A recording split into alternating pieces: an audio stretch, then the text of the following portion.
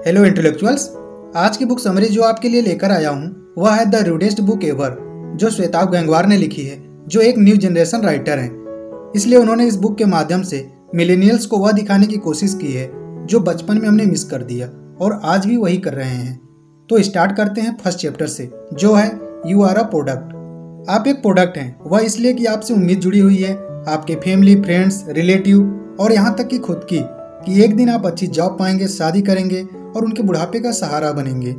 But in reality क्या ये उम्मीदें पूरा होती हैं? नहीं, क्योंकि बचपन से ही आपको सिखाया जाता है व्हाट टू थिंक, ना कि हाउ टू थिंक। और इसका रिजल्ट ये होता है कि आप एक ऐसे प्रोडक्ट बन जाते हैं जिसका स्पेसिफिकेशन अलग है बट काम अलग कर रहा है।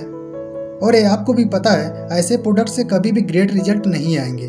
आपके मन में भी सवाल आ रहा होगा कि पेरेंट्स क्यों ऐसे प्रोडक्ट रेडी कर रहे हैं जो संसार के समस्याओं को फेस करने के लिए तैयार नहीं है। तो इसका जवाब है इस समाज का डर, खुद को बड़ा दिखाने की कोशिश, पड़ोसी और रिश्तेदारों से कंपटीशन, जिसकी वजह से आप सभी बचपन में अपने पेरेंट्स से ये वाक्य जरूर सुने होंगे कि बेटा ये बनो क्योंकि इसमें सैलरी अच्छी है, पावर है, और तो और गुप्ता जी का लड़का भी यही कर रहा है। और फिर क्या, आपके पेरेंट्स, फैमिली, फ्रेंड्स और टीचर्स सभी लग जाते हैं हीरो को बुलेट बनाने में, मीन्स मॉडिफाइड वर्जन प्रोडक्ट बनाने में। हमारा एजुकेशन हमें अच्छा सोचने वाला व्यक्ति बनाने के बजाय अच्छा कमाने वाला व्यक्ति बनाने की कोशिश करता है। जो अगला चैप्टर है वह है पीपुल आर वियर्ड। हम सभी के दिमाग में सभी चीज़ों को लेकर एक स्ट्रांग परसेप्शन होता है, जैसे कि लायन, क्रोकोडाइल खतरनाक होते हैं, और इसी धारणा की वजह से हम विश्वास करते हैं कि ये हम पर हमला करते हैं। जबकि पालतू कुत्ते के बारे में धारणा होती है कि एक फ्रेंडली एनिमल है जो हमको नुकसान नहीं पहुंचाएगा।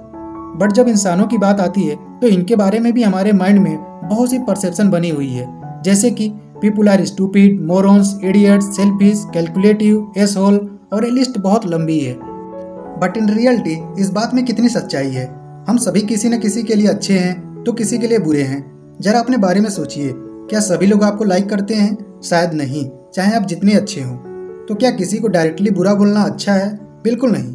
आपको भी पता है कोई भी परफेक्ट नहीं होता है। तो श्वेताब बोलते हैं हम लोगों को ये सब बोलने के बजाय वियर्ड बोल सकते हैं, क्योंकि ये ऐसा वर्ड है जो ना ही पॉजिटिव है और ना ही निगेटिव है। आपने बहुत बार इसे यूज किया होगा। जब आपके सामने वाला कोई अपने बिहेवियर से हटकर कुछ करता है तो आप अक्सर बोलते हैं तुम आज वियर्ड बिहेव कर रहे हो। हम सब किसी न किसी टाइम वियर्ड बिहेव करते हैं। इसका मतलब नहीं है कि हम रियली में बुरे हैं। तो आज से आप इस सेंटेंस को ही केवल यूज करिए, people are weird. Do failures mess you up? जब हम किसी चीज में सक्सेस नहीं पाते तो हम अपने आप को इडियट, लूजर मानने लगते हैं और सोचने लगते हैं मैं किसी लायक नहीं हूँ।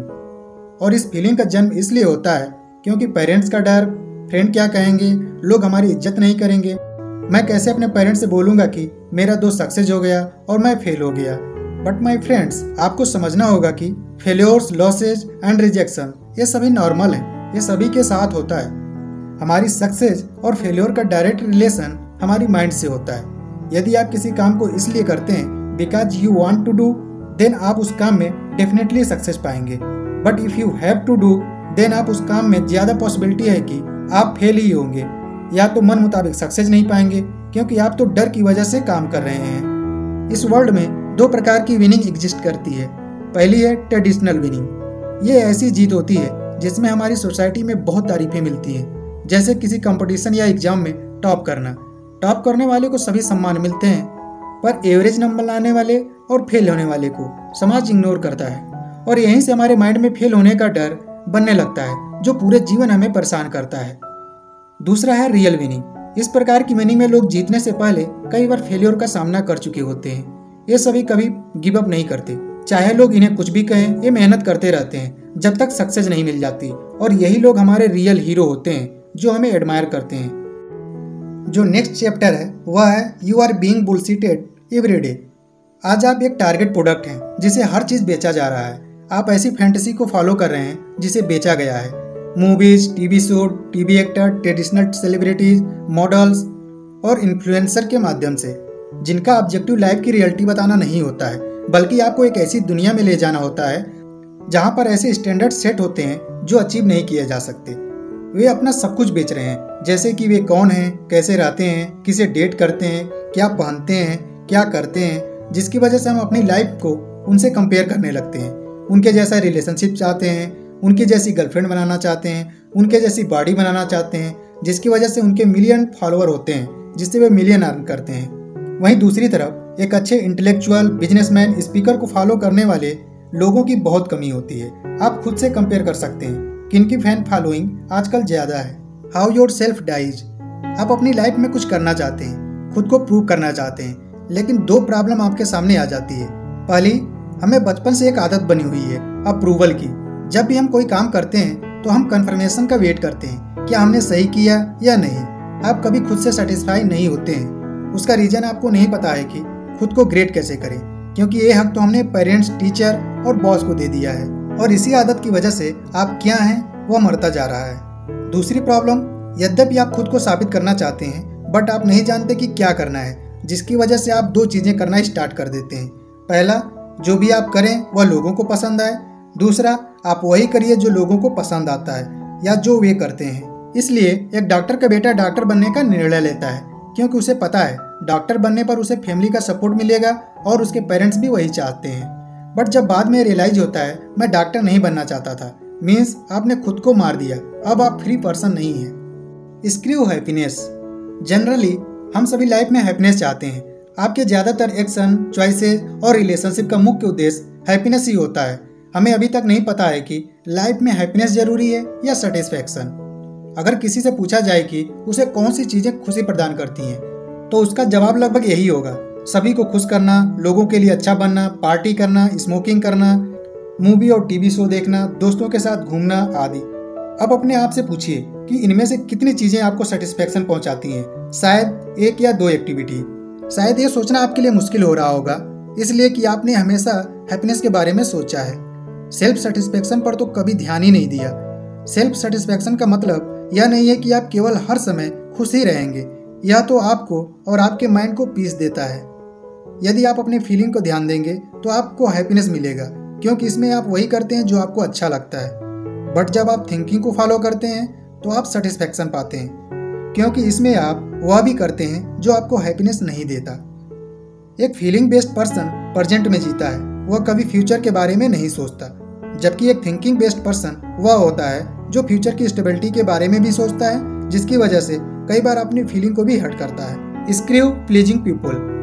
यदि आप फीलिंग पर ध्यान केंद्रित करेंगे तो आपकी यही कोशिश रहती है कि किसी की फीलिंग हर्ट ना हो। फिर क्या आप वही करते हैं जो दूसरे चाहते हैं, क्योंकि आप उन्हें दुखी नहीं कर सकते और आपका सारा समय दूसरों को खुश करने में ही चला जाता है। और इस प्रकार के लोग केवल स्वभाव करते हैं, कोई भी काम केवल अप्रिसिएशन के लिए करते हैं। तो मेरी मानिए, इसे बंद करिए और वह करिए जो आपको सेल्फ सेटिस्फैक्शन दे। अगला चैप्टर है स्क्रू योर हीरोज। सोचिए उन लोगों के बारे में जिनका इन्फ्लुएंस आपकी लाइफ में बहुत है।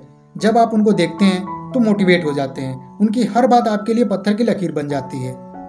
आपकी नज़रों में वे परफेक्ट ह्यूमन होते हैं, वे कोई भी हो सकते हैं, आपके प्रोफेसर, पेरेंट्स, मेंटर या कोई हाई अचीवर जिनसे आप इन्फ्लुएंस होते हैं। और इस प्रोसेस में पूरी संभावना होती है कि उनके जीने का तरीका आपकी भी हो जाती है। बट प्रॉब्लम यहाँ आती है जब वो कुछ गलत करते हैं, फिर भी आप उनका सपोर्ट करते हैं और आप भी शायद उस काम को करने लगते हैं। क्या आप जानते हैं, there are no heroes, only heroic action. वह हम सब होते हैं जो उन्हें हीरो मान लेते हैं उनके किसी एक एक्शन की वजह से। आप बहुत से टीवी एक्टर को जानते होंगे, क्या वे डेली लाइफ में कुछ भी ऐसा करते हैं जो आप नहीं कर सकते, फिर भी हम उन्हें मूवी की एक्शन के आधार पर हीरो मान लेते हैं और उनके बारे में कुछ बुरा नहीं सुनना चाहते हैं। मे बी वे सभी अच्छे एक्टर हो सकते हैं, बट इसका ये मतलब नहीं है कि वे हीरो हैं। तो अपने माइंड से हीरो शब्द निकाल दीजिए। कोई भी इंसान हीरो नहीं होता, बल्कि उसके कुछ एक्शन हीरोइक होते हैं। सभी हम जैसे ही सामान्य लोग हैं। जब हम किसी को हीरो मानने लगते हैं तो हम उसको फॉलो करने लगते हैं, बट यदि हम हीरो नहीं मानते तो हम एडमायर करते हैं उसको और उसके काम को। जब किसी को आप एडमायर करते हैं, इसका मतलब है आप उससे इंस्पिरेशन लेते हैं, उसका कार्य आपके लिए रेफरेंस पॉइंट है। बट जब आप फॉलो करते हैं तो आप कॉपी करने की कोशिश करते हैं। A few simple things to never forget. First, learn to stop bullshit from a mile away. कुछ लोग होते हैं जिन्हें पहले ही पता चल जाता है किसी भी बकवास चीज का, और वही हमारा भी गोल होना चाहिए। जब आप न्यूज़ देखते हैं तो आपको ऐसी न्यूज़ बेची जाती है जो आपको पसंद है। आजकल मीडिया का विभाजन हो गया है, एक राइट विंग तो दूसरा लेफ्ट विंग, क्योंकि हमने खुद को डिवाइड कर लिया है।